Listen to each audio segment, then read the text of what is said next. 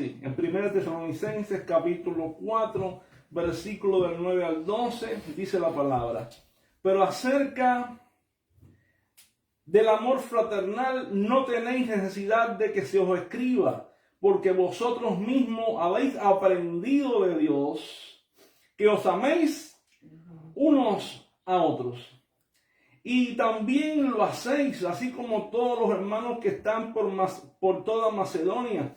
Pero os rogamos, hermanos, que abundéis en ello más y más, y que procuréis tener tranquilidad y ocuparos en vuestros negocios y trabajar con vuestras manos de la manera que os hemos mandado, a fin que os conduzcáis honradamente para con los de afuera y no tengáis necesidad de nada. Bien, hermano, ¿sabes qué? Como ya hemos venido viendo en las predicaciones anteriores de esta epístola, hemos visto que la iglesia de Tesalónica era una congregación joven, fundada por el apóstol Pablo.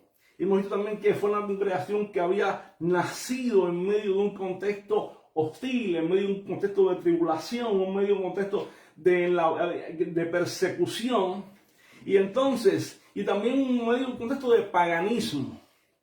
Ahora, y a pesar de todas sus dificultades, era una congregación que se había mantenido fiel al Señor y habían llegado a conocer a Dios de tal manera que era una congregación que se había mantenido firme en la palabra, que había recibido la palabra con gozo en medio de gran tribulación. Sin embargo, ahora Pablo, como al apóstol de los gentiles, como el pastor de ellos, les anima y les dice, Pablo les confirma y les dice, y no se conforma. Y les dice Pablo, les anima a seguir en algo, les anima a seguir creciendo en amor, en santidad y en testimonio práctico.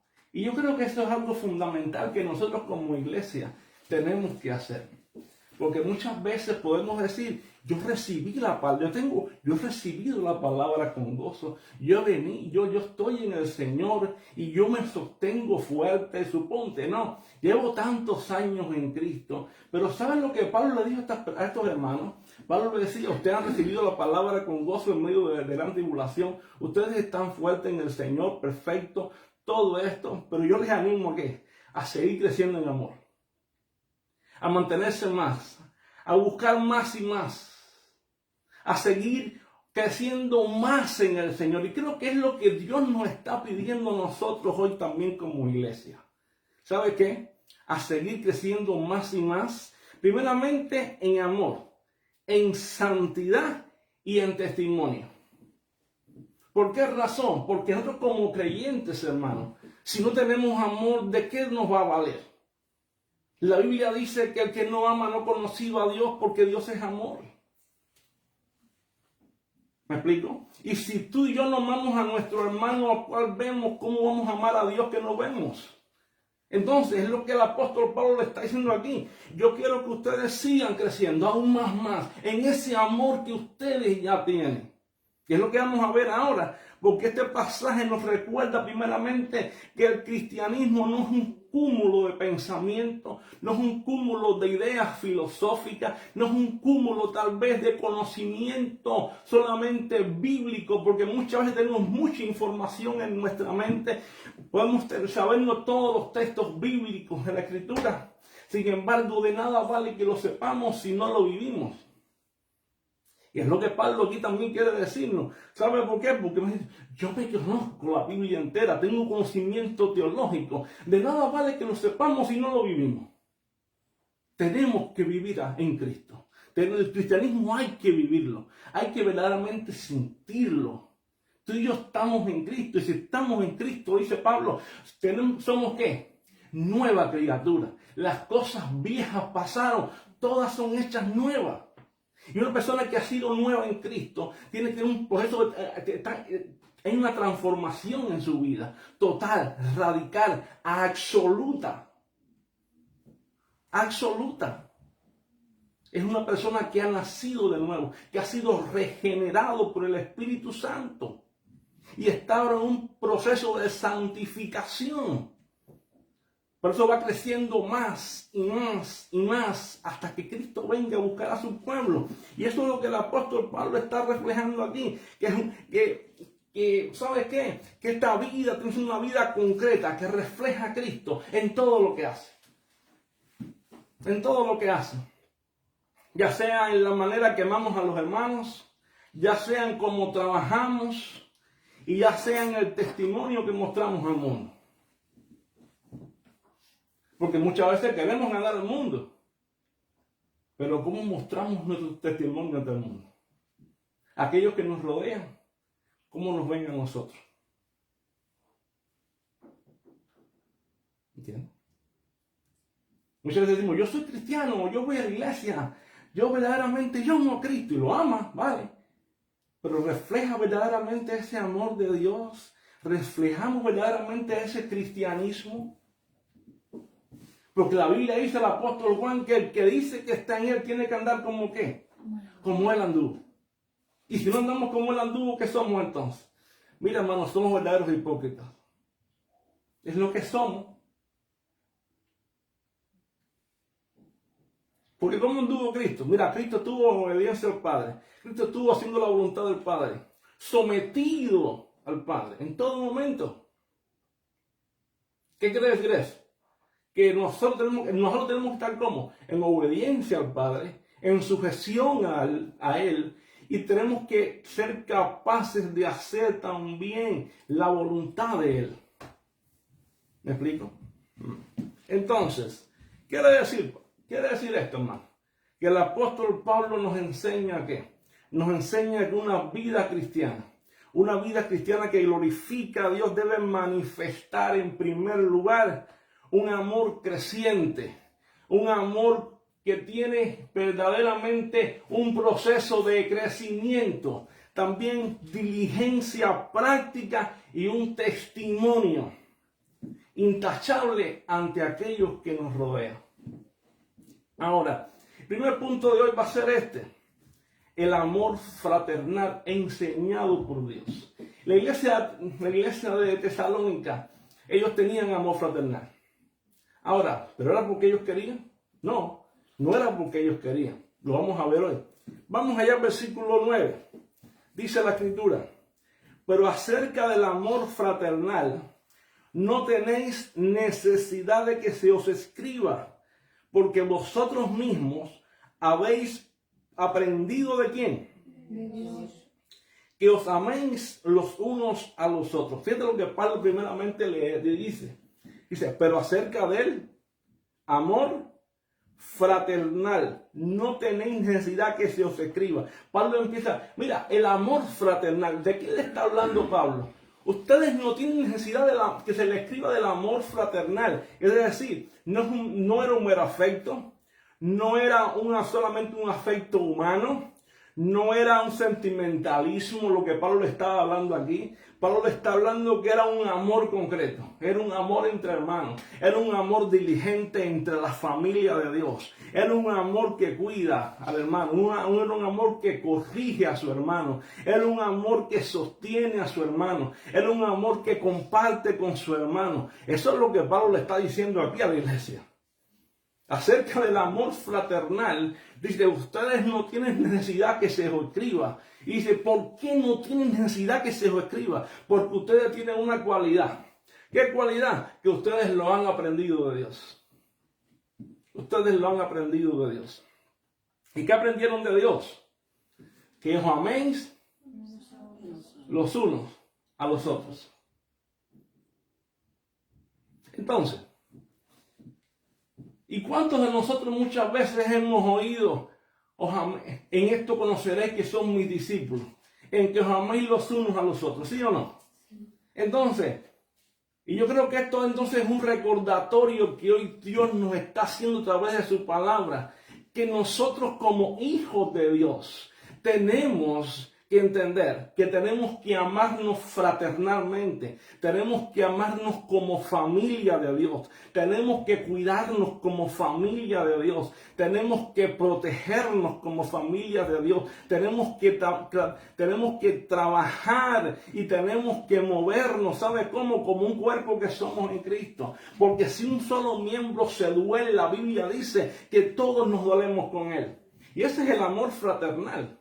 Ese es el amor fraternal. Y dice, y ustedes no lo conocieron de mí solamente, ni lo conocieron del hermano, ni lo conocieron por ustedes mismos, ni lo conocieron por cualquier persona, ni en un seminario se lo enseñaron. Ustedes lo conocieron de Dios. Y yo creo que nosotros hemos conocido de Dios por medio de la Escritura, que tenemos que andar en amor, que tenemos que vivir en amor. La Biblia dice en Efesios, capítulo 5, que tenemos que ser imitadores de Dios como quien, Efesios 5:1, que tenemos que ser imitadores de Dios como hijos amados y andar en amor como Cristo nos amó, ¿sí o no? Si tenemos que ser imitadores de Dios como hijos amados y andar en amor como Cristo nos amó y se entregó por nosotros en ofrenda y olor fragante. Yo creo, hermano, que esto nos hace un desafío hoy a ti y a mí. ¿A qué? A verdaderamente imitar a Dios. Mira, la Biblia, Romanos capítulo 5. Yo quiero que tú vayas conmigo a la epístola de Romanos capítulo 5. Venga. Vamos a la palabra del Señor. Romanos capítulo 5, versículo 8. Dice la Escritura: mas Dios, ¿qué hizo? Muestra su amor para con nosotros, que aun siendo pecadores, Cristo murió por nosotros. Mira, ¿quiénes somos nosotros para no amar a nuestro hermano? Hermanos, y siendo nosotros pecadores, no mereciendo nada, estando muertos en delitos y pecados, dice que Dios mostró su amor para con nosotros. Su amor ágape, su amor incondicional, en que Cristo murió por nosotros. ¿Quiénes somos nosotros? Para decirle a mi hermano, ya mi hermano no lo puedo amar. ¡No! Nuestro hermano es nuestro hermano, el cual Cristo murió por él, como murió por nosotros, que derramó sangre. La Biblia dice que tú y yo hemos sido comprados por precio de sangre. Es la sangre preciosa de Jesucristo vertida en la cruz del Calvario. ¿Me explico? Entonces, tú y yo lo hemos aprendido de Dios. Efesios capítulo 2, vamos allá, versículo 4, vamos a buscarlo, venga conmigo. Efesios capítulo 2.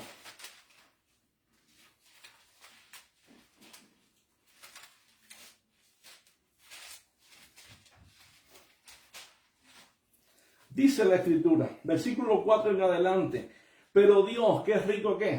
En misericordia. En misericordia. ¿Qué hizo? ¿Por su qué? Por su gran amor. No solamente amor. Dice, por su gran amor. ¿Con que qué? Con que nos amó. ¿Sabes lo que hizo Dios? Dice, por su gran amor con que nos amó. Estando como estábamos nosotros. ¿Sabes lo que están muertos en delitos y pecados? Mira, hermano, estábamos muertos. Mira, muertos, ¿sí? ¿En qué? En delitos y pecados. ¿Qué hizo? Nos dio vida juntamente con Cristo. ¿Sabe lo que hizo? Nos regeneró. Nos hizo nacer de nuevo. ¿Qué le parece a usted? Eso es una noticia maravillosa. Porque nosotros éramos pecadores, éramos lo más dignos de muerte. No merecíamos el perdón de Dios, no merecíamos la salvación, no merecíamos la misericordia de Dios, no merecíamos entrar al cielo ni ser hijos de Dios, pero Dios, que es rico en misericordia, por su gran amor con que nos amó, nos dio vida juntamente con Cristo. Dice, por gracia soy salvo. Dice, y esto no es nuestro, es de Dios, gracia de Dios, es don de Dios. ¿Me explico? Por eso que Efesios 5 dice ser imitadores de Dios como hijos amados. Y también dice, ¿sabes lo que dice la Escritura? Dice, y de la manera que Cristo a nosotros nos perdonó, dice, así también perdona a tu hermano que está contigo. ¿Por qué razón? ¿Y cómo nos perdonó a ti y a mí Dios? Mira, Dios nos perdonó a nosotros, mira, los pecados presentes, los pecados pasados y los pecados ¿qué? Futuros. Y a veces decimos, yo no puedo perdonar a mi hermano ningún tipo de error contra mi vida. Sí, hermano, todos los pecados. Si a mí Dios me perdonó todos mis pecados, los presentes, los pasados y los futuros, ¿quién soy yo para decirle a mi hermano no te puedo perdonar?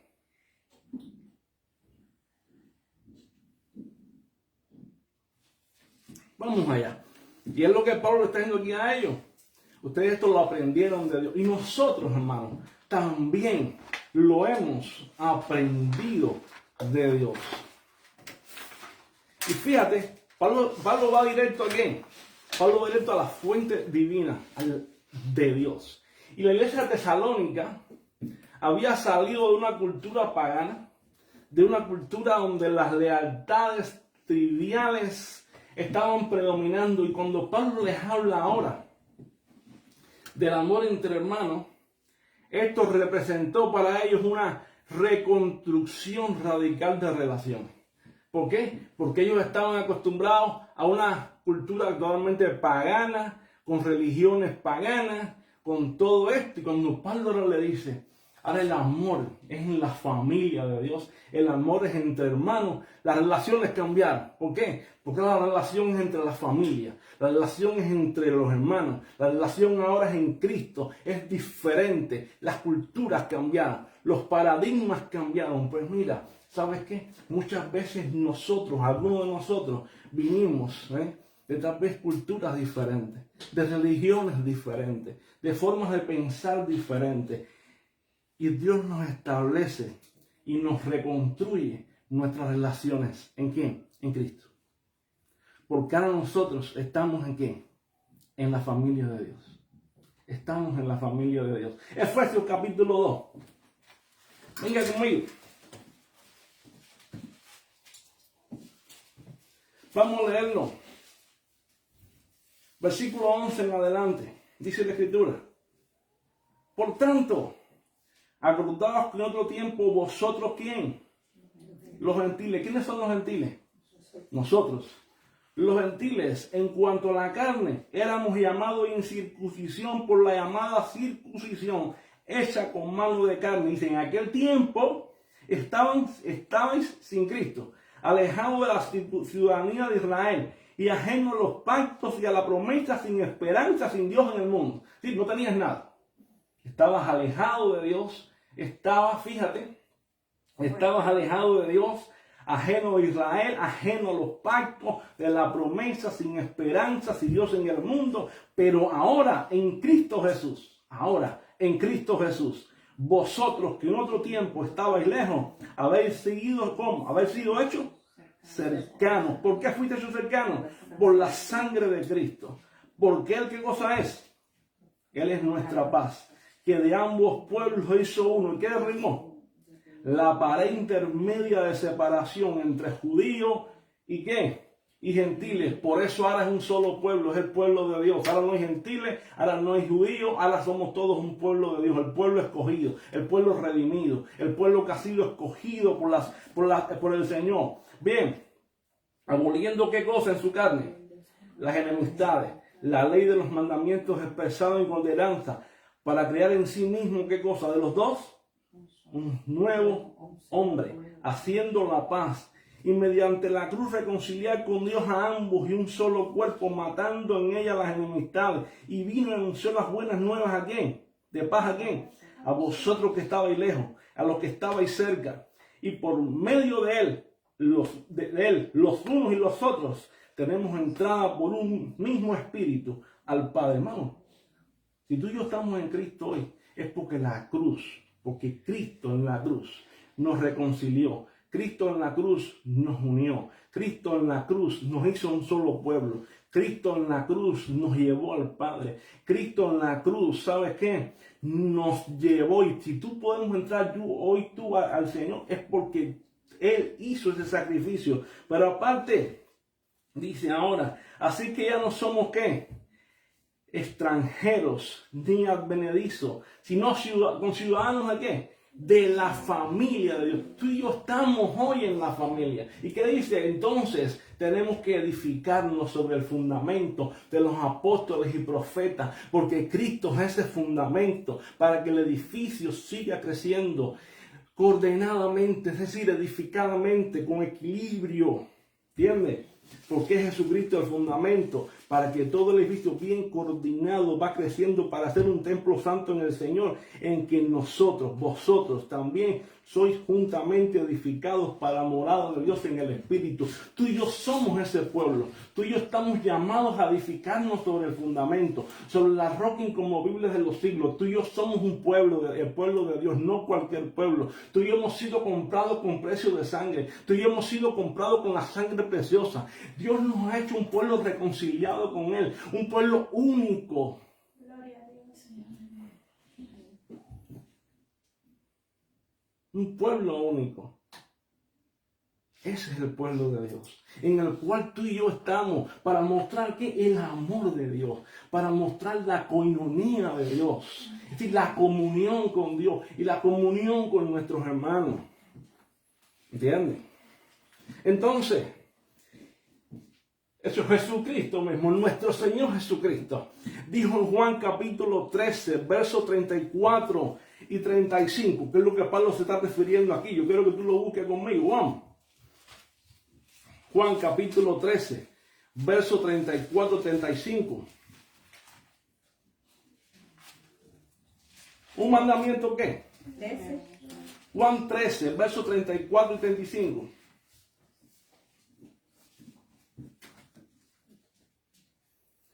¿Lo tienen ya? Jesús le dijo, ¿un mandamiento qué? Nuevo os doy. ¿Cuál mandamiento?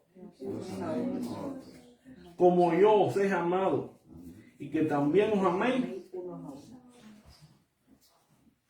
¿A dónde ha ido Pablo para hablar a los tesalonicenses? Le ha dicho, ustedes aprendieron de Dios. ¿Qué cosa? Que os améis los unos a los otros. Cuando Pablo le está diciendo esto, está yendo ¿a dónde? A la enseñanza de Jesús.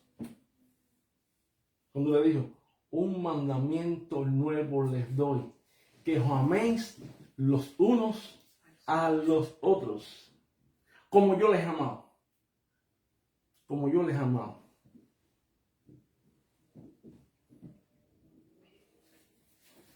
Y el 35 dice, en esto conocerán todos, ¿qué? Que son mis discípulos.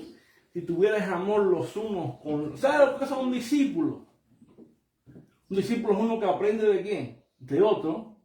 Un discípulo es uno que aprende de su maestro. Un discípulo es uno que aprende de su Señor. Un discípulo es uno que aprende de quien lo enseña. Y Cristo está diciendo, ¿ustedes quieren ser mis discípulos?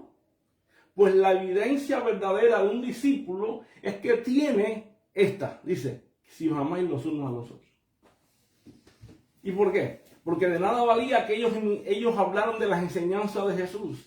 De nada valía que ellos predicaran el evangelio que tenían que predicar ahora si no se amaran los unos a los otros. Que es lo mismo hoy con nosotros. Hermano, de nada vale que nosotros prediquemos a la palabra. De nada vale que nosotros enseñemos. De nada vale que nosotros verdaderamente hagamos lo que hagamos si nosotros no nos amamos los unos a los otros. De nada vale. ¿Qué es el 1 Corintios 13?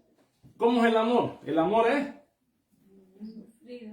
sufrido, el amor es benigno, el amor no tiene envidia, no es jactancioso, no busca lo suyo. El amor, hermano, no se envanece, no se jacta, ¿entiendes? Tanto de la mentira. Entonces, ¿qué quiere decir esto? Esto quiere decir que tú y yo tenemos que verdaderamente entender que si queremos ser discípulos de Cristo, si queremos ser hijos de Dios, tenemos que andar en este amor. en este amor incondicional, en este amor que sobrepasa los límites, en este amor que no tiene frontera. Pedro una vez le dijo al Señor, le dijo, y si mi hermano pecare contra mí 7 veces, ¿cuántas veces? Después, y lo perdonaré yo 7 veces, ¿cuántas veces le perdoné yo a mi hermano? ¿Qué le dijo? 7 veces no, 70 veces 7. ¿Cuántas veces lo perdonaré? Y 7 veces no. ¿Por qué le dijo 7 veces? Porque la ley decía que hasta 7 veces tenía que perdonar. Y después, ¿qué hago? No, Pedro, no. 7 veces no, 70 veces 7. Quiere decir, tienes que perdonarlo incondicionalmente. Incondicionalmente. 490. Sí, pero te imaginas tú, por ejemplo, 90 veces diariamente, nunca vas a terminar. Entonces, ¿cómo vivía la iglesia primitiva? La Biblia dice que la iglesia primitiva tenía todas las cosas en común. Compartía las oraciones, compartía la doctrina de los apóstoles, compartían el pan unos con otros. La Biblia dice que no tenía necesidad nadie de qué, de ninguna cosa. ¿Por qué razón? Porque vivían en amor, vivían en comunidad, eran una sola familia, eran un solo cuerpo, eran uno en el Señor. Pues así tenemos que ser nosotros, ¿entiendes? Pero ¿cómo? A ver, y si yo no siento amor por mi hermano, ¿qué tengo que hacer? Dicen algunos. ¿Qué yo tengo que hacer si no siento amor por mi hermano? Pues mira, lo primero que tenemos que hacer, ¿sabes qué es? Obedecer. Obedecer. Yo no tenemos otra opción que obedecer. Primero, tú y yo estamos llamados a orar, estamos llamados a servir, estamos llamados a perdonar, estamos llamados a tener afecto fraternal unos con otros, estamos llamados a la obediencia, estamos llamados a vivir la vida en Cristo. Y si miramos la exhortación paulina es obedecer y amar. Obedecer y amar. Y esto implica, ¿sabes qué? Colaboración entre nuestra obediencia y la obra de Dios. Entre nuestra obediencia y la obra de Dios. Y si vamos allá al versículo 10 ahora, yo quiero que tú y yo vayamos rápidamente al versículo 10. ¿Qué dice el apóstol Pablo? Vamos allá. Dice, y también ¿qué? Lo hacéis. ¿Qué cosa?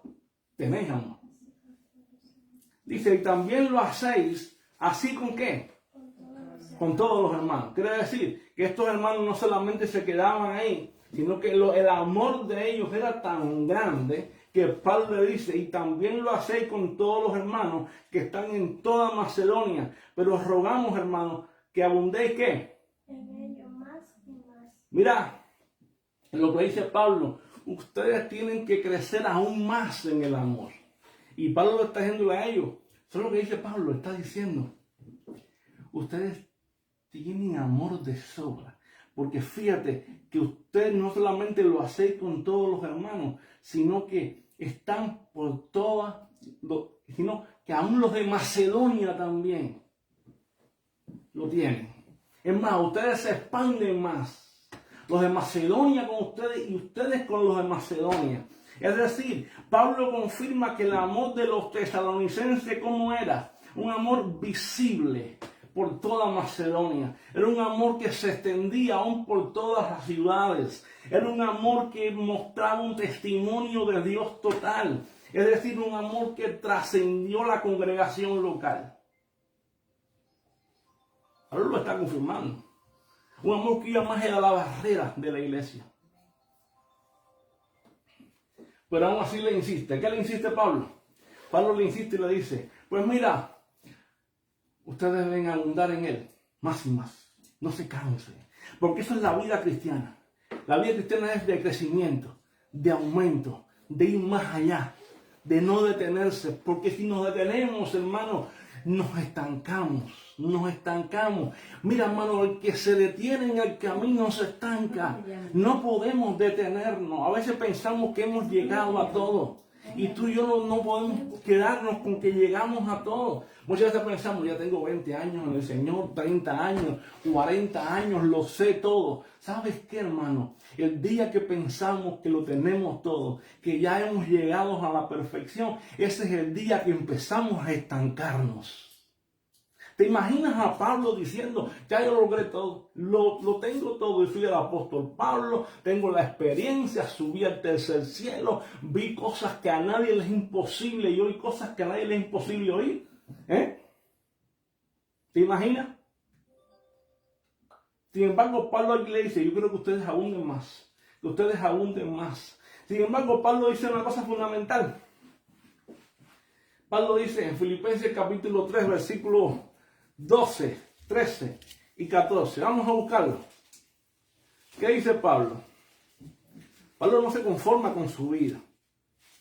Y muchas veces nosotros nos conformamos con lo que hemos alcanzado. Del 11. Del 12. Filipenses capítulo 3.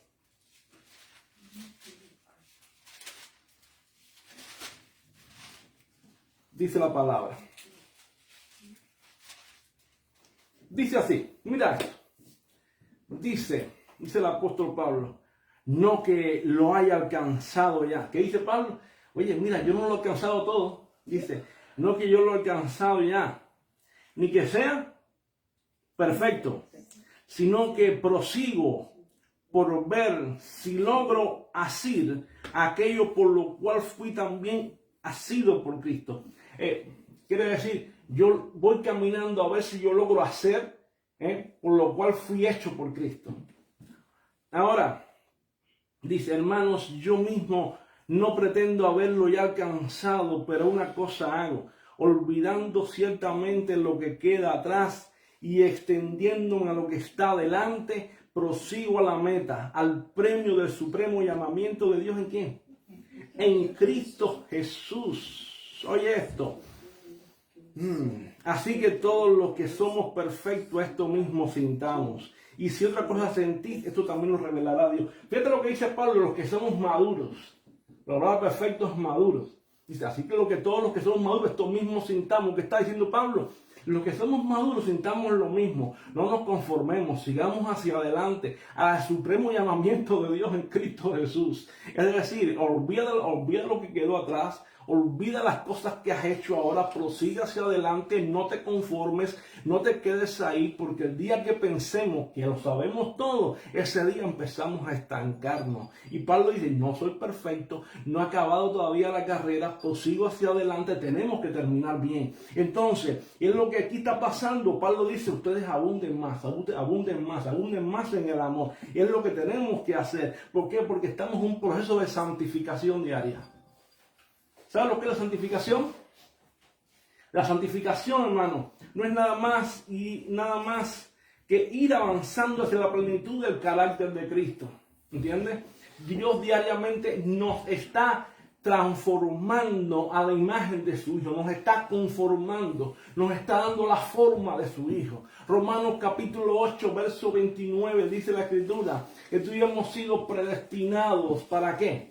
Para ser conformados a la imagen de Jesucristo. ¿Para que sea el primogénito entre quién? Entre muchos hermanos. ¿Sabes lo que es conformar? Es darle la forma. Dios nos está dando la forma. Dios nos está conformando. Dios nos está santificando para que tú y yo seamos como Jesús. Seamos como Jesús. Ese es el propósito de Dios en nuestra vida. Que tú y yo seamos como Él. Seamos como Él. Por eso Filipenses capítulo 1, versículo 6 dice que aquel, estando persuadido de esto, que el que comenzó la buena obra en nosotros, Él la perfeccionará. ¿Hasta dónde? ¿Hasta cuándo? Hasta el día de Jesucristo. ¿Sabe? Todos nosotros estamos en un proceso de santificación diaria. Dios empezó la buena obra en nosotros. En el momento que tú y yo estamos en Cristo, Dios empezó una buena obra. ¿De qué? De santificación. Venimos con imperfecciones, venimos con luchas, con batallas, venimos con un montón de cosas. ¿Qué hace Dios? Nos empieza a perfeccionar. Ahí, a santificar diariamente, diariamente, nos está santificando. Muchas veces nuestra carne no quiere hacer cosas, pero cuando decimos, las voy a hacer, ¿qué tú crees que estamos haciendo? Estamos santificando. Y es Dios quien lo hace. Pero hay una responsabilidad nuestra. A veces estamos y decimos, hoy no voy a congregarme. Pues cuando dices, voy, me levanto y voy. ¿Sabes lo que estás haciendo? Estás diciendo, yo hago la voluntad de Dios. ¿Sabes lo que más? Es que Dios puso en ti. ¿Qué cosa? Dice, tengo que hacerlo, ¿por qué? Porque no debo dejar de congregarme. Dios está santificándote. Te está santificando Dios a ti. Por eso reaccionas así. Porque estás en ese proceso de santificación. Tal vez tienes asuntos con el tabaco. Pero un día dices, no voy a hacerlo más. ¿Qué está haciendo Dios? Te está santificando. Tal vez tienes problemas con las malas palabras. ¿Qué haces un día? Dices, Señor, no lo voy a hacer más. No quiero hacerlo más. Tengo batalla con esto. Quiero soltarlo. ¿Sabes lo que está haciendo Dios contigo? Te está santificando. Tengo problemas con los malos pensamientos. Todo el día vienen malos pensamientos. Y tú empiezas, Señor, ayúdame. Padre, yo te pido que quites estos malos pensamientos de mí. ¿Cómo se llama eso? Santificación. Dios está obrando en tu vida. Su proceso de santificación en tu vida. Por eso tú deseas cambiar. No porque tú y yo seamos buenos ni querramos cambiar, sino que el Espíritu de Dios está obrando en tu vida y tú deseas que Él haga un cambio. Porque es la obra del Espíritu Santo en ti y en mí. Porque tú amas a Dios. Porque tú le quieres agradar. Y como tú le quieres agradar, entonces Él está haciendo una obra en ti. Porque la Biblia dice que el Espíritu Santo nos anhela ¿cómo? Celosamente. Y diariamente está trabajando en nosotros. Diariamente. Ese es el que tú ves cuando tú estás ahí. En un momento determinado algo malo pasa. Tú dices, ¿qué estás haciendo? No me gusta esto. Y sientes apretón en el pecho. Y sientes que te va la paz. ¿Por qué? Porque te estás anhelando celosamente. Esto no. O es también cuando algo está bien delante de Dios. ¿Qué sientes? Paz en tu corazón. ¿No te ha pasado? Ese es el testimonio interno del Espíritu.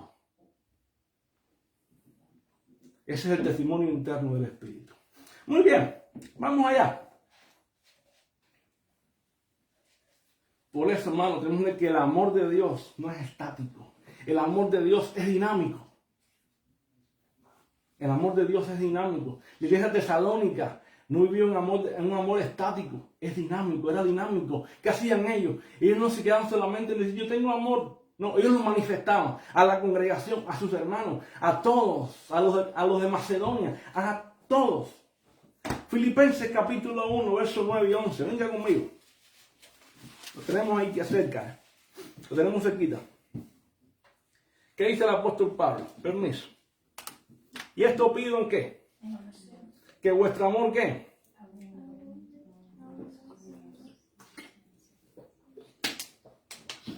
Que vuestro amor abunde. Más y más en ciencia y en todo conocimiento.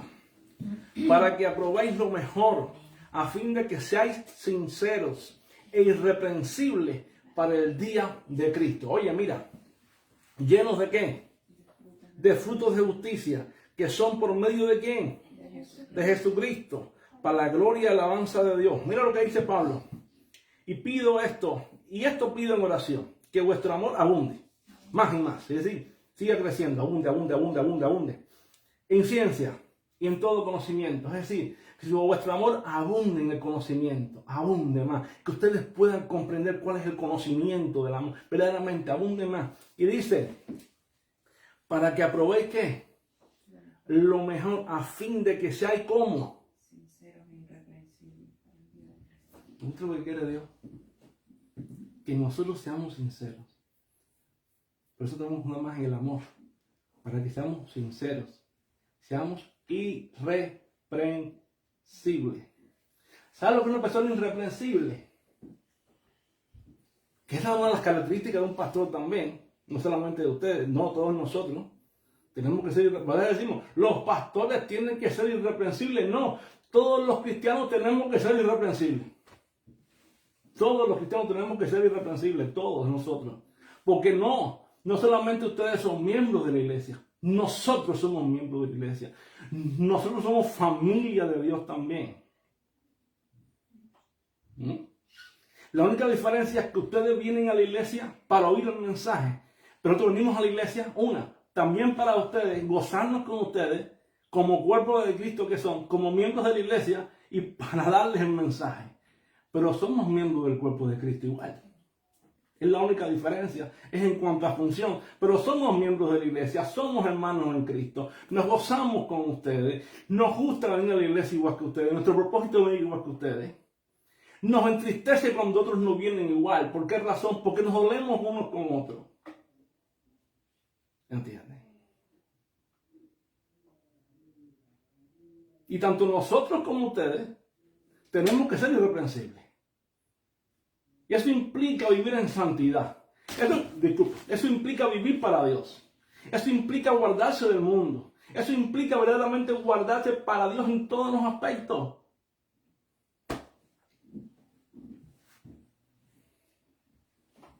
No que seas perfecto, pero sí vivir en santidad. Ahora dice, ¿para cuándo? Para el día de Cristo, para la venida del Señor. ¿Llenos de qué? De frutos de justicia, que son por medio de quién? Para la gloria y alabanza de Él. ¿Qué es lo que verdaderamente hace que tú y yo nos mostremos que somos cristianos?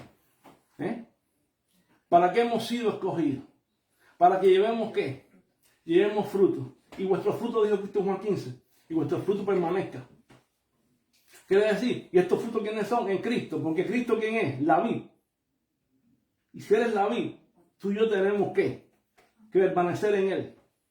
Porque somos ¿qué? Pampa.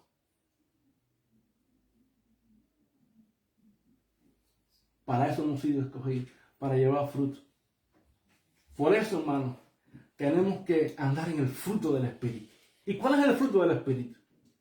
Que es lo que estamos hablando ahora. Amor, gozo, paz, benignidad, paciencia. ¿Sabes lo que es benignidad? Ser bueno. Así que si alguno dice, yo no soy bueno, el fruto del Espíritu es ser bueno. Tenemos que ser buenos. Tenemos que buscar ser bueno para agradar a Dios. Porque es parte del fruto del Espíritu, benignidad, bondad, ser bondadoso. Dios quiere que tú seas bondadoso. Dios quiere que tú seas bueno. Dios quiere que tú seas pacífico. Dios quiere que tú tengas mansedumbre. Dios quiere que tú seas templanza. Ese es lo que Dios quiere de ti. Dominio propio. Dice, contra tales cosas no hay ley.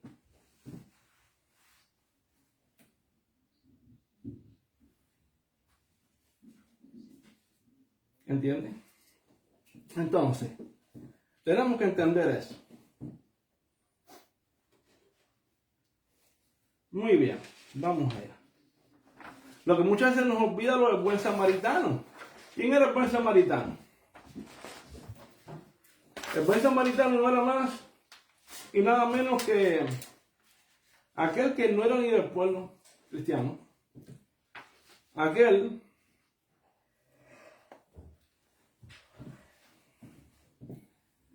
que era un samaritano,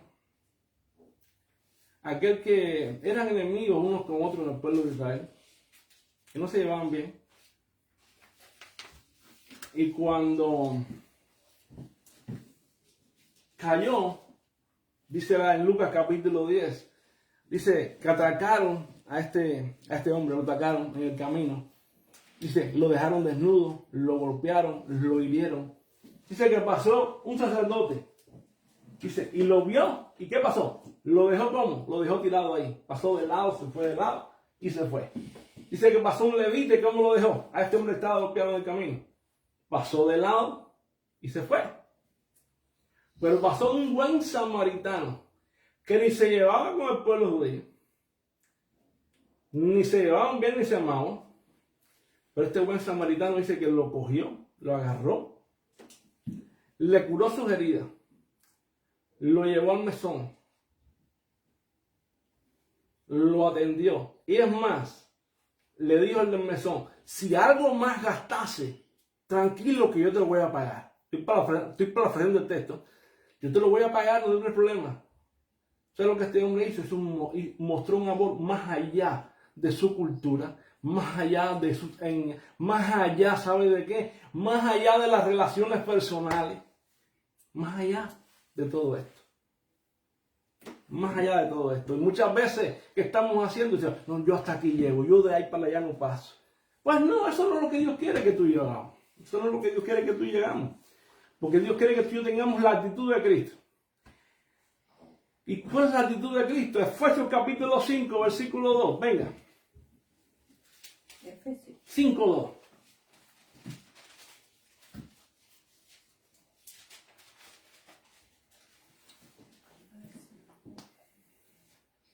Dice la Escritura. ¿Y andar en qué? ¿Cómo tenemos que andar nosotros? En amor. Como también ¿quién?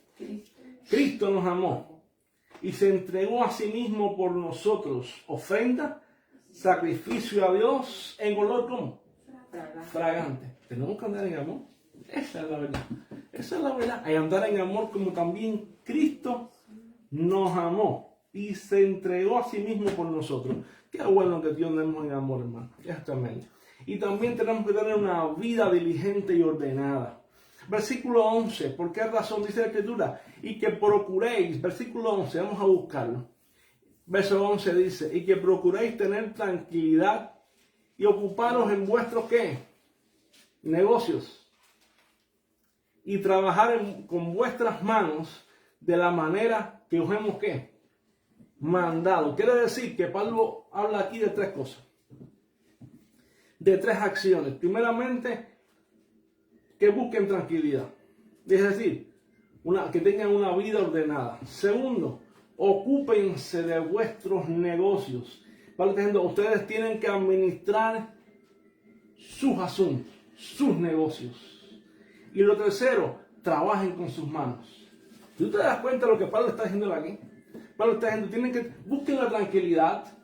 Primeramente, ocúpense de sus negocios, no se desocupen de los asuntos que tienen.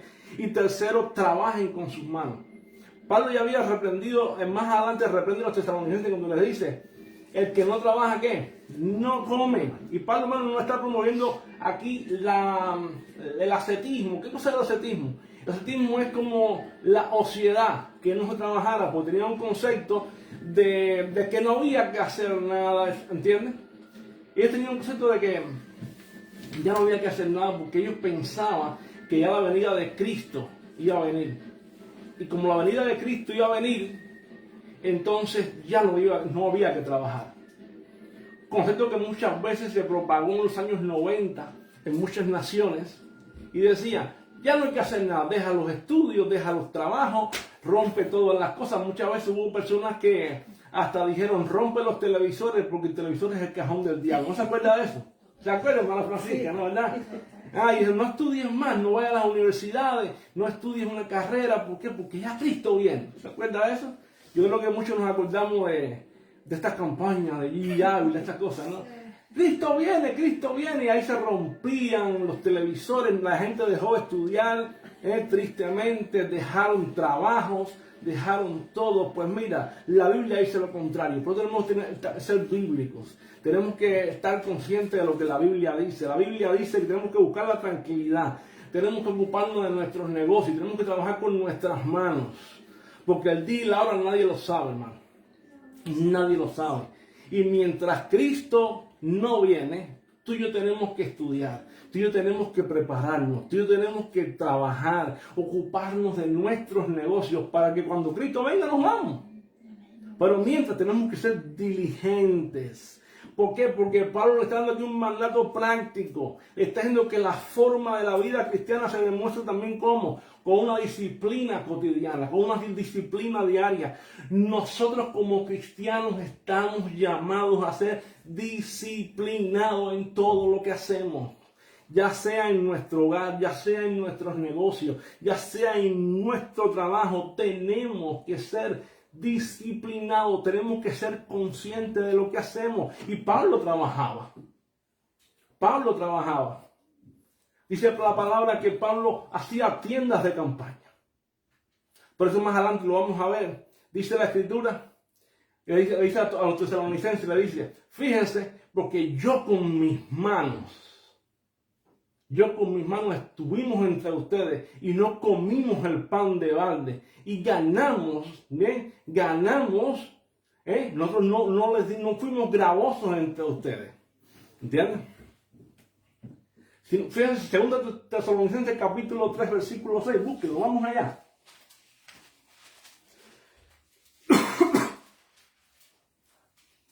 Capítulo 3, 6. versículo 6, sí. Dice la Escritura. Dice Pablo, pero os ordenamos, hermanos, en el nombre de nuestro Señor Jesucristo, que os apartéis de qué? De todo hermano, y no según, La enseñanza que recibisteis vosotros. porque vosotros mismos sabéis que la manera que habéis, disculpa, que de manera que debéis imitarnos, porque nosotros no anduvimos desordenadamente entre vosotros, ni comimos de balde el pan de nadie, sino que trabajamos con afán y fatiga día y noche, para no seros gravosos a ninguno de vosotros, porque para que no tuviésemos derecho, sino darnos nosotros mismos en un ejemplo, para que nos imitéis. ¿Qué está diciendo? Está diciendo algo fundamental. Nosotros trabajamos entre ustedes. Nosotros nos ganamos el pan entre ustedes. Ustedes no nos mantuvieron. Nosotros trabajamos para hacerles a ustedes ¿qué? Ejemplo. Ahora, hay personas que no pueden trabajar por problemas de salud. Esto es diferente. Ahora, pero si se puede trabajar, hay que trabajar. ¿Me entienden? Entonces, muy bien. Si no, mire el ejemplo de José. José, ¿qué cosa era? José era una persona que agradaba a Dios, que vivía para Dios. Sin embargo, ¿qué era? Era mayordomo en Egipto. Y todo lo que José tocaba, que dice la Biblia, era prosperado.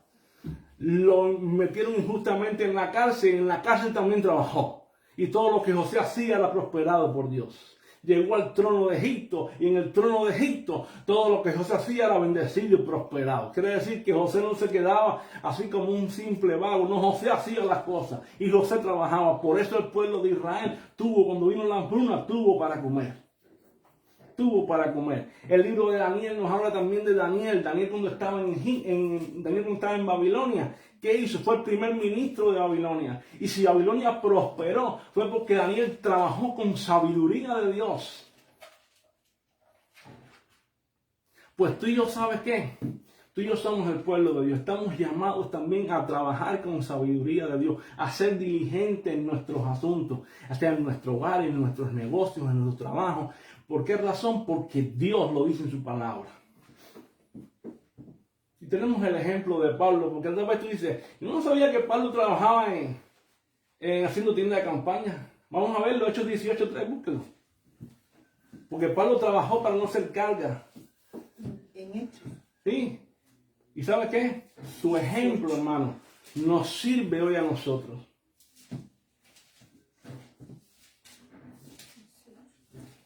El ejemplo de Pablo nos sirve hoy a ti y a mí. 18. 18:3. ¿Qué dice? Léelo. Y como era del mismo oficio, se quedó con ellos y trabajaban juntos, pues el oficio de ellos era hacer tiendas. ¿Cuál es el oficio de ellos? Hacer tiendas de campaña. Entonces, ahora, en versículo 12 terminamos ahora mismo, dice la Escritura. ¿Y para qué? Pablo le dice a los tesalonicenses. Le dice, ¿a fin de qué? Siempre hay un a fin o un para qué. A fin de que os conduzcáis ¿cómo? Honradamente. ¿Para quién? Para con los de afuera. Ese es el objetivo. A fin de que os conduzcáis honradamente. No solamente para con los hermanos de la iglesia. No. Para con los de afuera. Y no tengáis necesidad, segundo objetivo, de nada. Eso era. Y es lo que Pablo está hablando. Pablo liga la conducta interna con el propósito del testimonio y con el propósito misionero de evangelismo también. Ustedes tienen que, primero, ustedes tienen que tener amor unos con otros, sigan abundando más en amor, crezcan más en ese amor que tienen tanto entre ustedes como con los de Macedonia. Ustedes tienen que trabajar, seguir trabajando, ocuparse en sus negocios, tener tranquilidad unos con otros, para que los de afuera ustedes puedan alcanzarlos también. Ustedes puedan llegar a ellos, para que puedan hacer un testimonio para ellos, para que ellos puedan ver el Evangelio en sus vidas. Y no solamente eso, sino que también ustedes no tengan necesidad. No tengan necesidad. Y eso es algo fundamental, porque Pablo dice literalmente, este es el Evangelio práctico. Y la iglesia, hermano, no debe vivir solamente como diciendo, ya vivo por vivir. Y no. Tú y yo tenemos que tener un testimonio práctico de lo que la Escritura dice. Tenemos que practicar el amor y tenemos que ser diligentes uno con otro en lo que hacemos cada día, en cada momento. Amén. ¿Para qué? Para que la gloria de Dios se pueda ver en nosotros. Para que verdaderamente yo podamos ser ejemplo de lo que Dios dice en su palabra. Vamos a orar en esta hora. Vamos a orar. Señor, gracias en este día. Gracias por esta palabra que tú nos permites predicar y también vivir. Yo te pido, Dios mío, en este momento, que tú nos hagas, Señor, receptivos a este mensaje. Y que podamos, Señor, ponerlo en práctica. Que podamos vivirlo. Que podamos llevarlo adelante y llevarlo a cabo también, Señor. Que no quede, Señor, en tierra árida, sino que caiga en tierra y dé fruto al 30, al 60 y al 100 por uno. Yo te presento a mis hermanos, Señor, en este momento. Y te pido, Señor, que ellos puedan, Dios mío, seguir creciendo aún más y más. Que podamos, Señor, seguir creciendo más y más en este amor, Dios mío, unos para con otros y también para con los demás.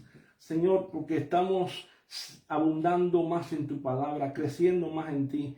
Estamos llamados a seguir siendo, Dios mío, santificados, y para eso, Dios mío, estamos en ti, en tu palabra. Por eso ayúdanos, Señor, ayúdanos a ser más como tú. En el nombre de Jesucristo. Dependemos de ti. Dependemos del poder de tu Espíritu, Señor, en nuestra vida. En el nombre de Jesús, Padre, te doy muchas gracias, muchas gracias. Gracias por esta iglesia, Señor. Gracias, Señor, por cada uno de ellos. Y que cada día podamos seguir creciendo en ti, en tu conocimiento y también en número, Señor. En el nombre de Jesús. Amén. Amén.